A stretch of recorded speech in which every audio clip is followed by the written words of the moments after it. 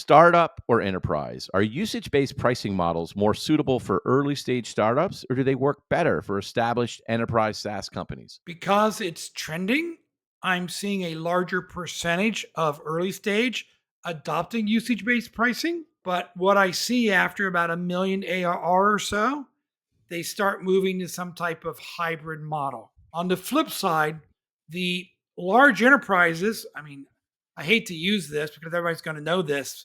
It's, the Salesforce help define subscription based pricing based upon users. And even though it's their agent force and AI based, they're going to that value based or outcome based $2 an agent interaction. So you have to do it with a new product. Do not try to convert Mm. your existing customers on an existing product from subscription to usage.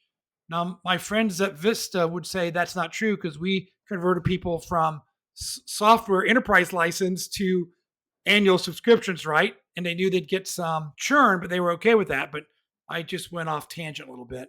So use it for a new product or a new targeted customer segment. That's great. I think the insight is actually, I was going to say the same thing, is that we went through this once before, moving from on-prem to SaaS and moving from CapEx to OpEx and how pricing models. And I remember talking to folks like salespeople who were like, I'm not going to move to this SaaS model. I don't make money in the same way. I'd get, with an install and on-prem software, I make $1 million. It would take me 10 years to do that in a SaaS CapEx OpEx model. And so I think similarly to your point, is when you're thinking about moving to the usage-based pricing, are there products that you can have that are associated with that or are better suited for that value-based construct? Because you still have your security of the core seat-based model. I think to your other point, both at Salesforce and at Microsoft, I mean, Marc Benioff, the guy who introduced us to this, I mean, there are other companies maybe doing it, but I think he really popularized it, has said that fixed rate pricing is dead. The future is usage based. Mhm. Satya has said the same thing. And so I do think we're on the cusp of this new way of framing value exchange and value capture. So, it's funny. We're all biased by our experience. And I'll just use the cell phone industry. Like when cell phones first came out, we all were paying on a per minute basis, right? Right? Yeah. And and then it's like, oh, you pay this monthly subscription for 100 minutes.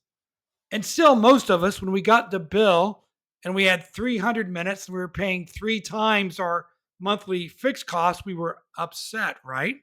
So, Right. what did they go to?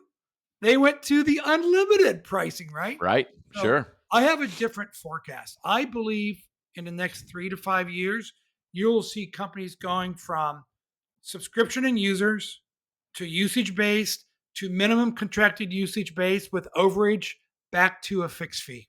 Wow. All right. You heard it here first. We'll come back in 5 years and check in on Ray's forecast. Okay.